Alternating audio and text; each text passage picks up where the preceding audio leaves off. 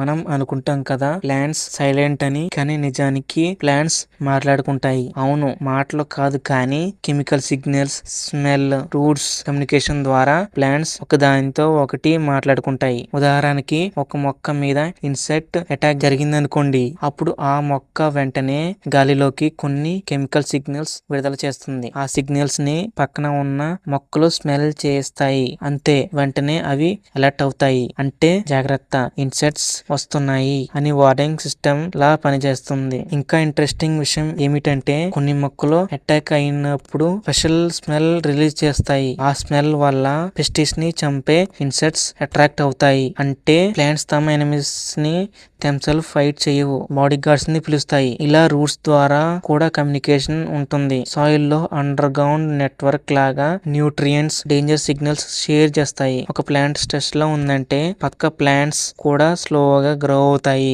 Energy save చేస్తాయి. అందుకే చెప్పాలి, నేచర్ లో సైలెన్స్ అంటే వీక్నెస్ కాదు, సైలెన్స్ అంటే ఇంటెలిజెన్స్.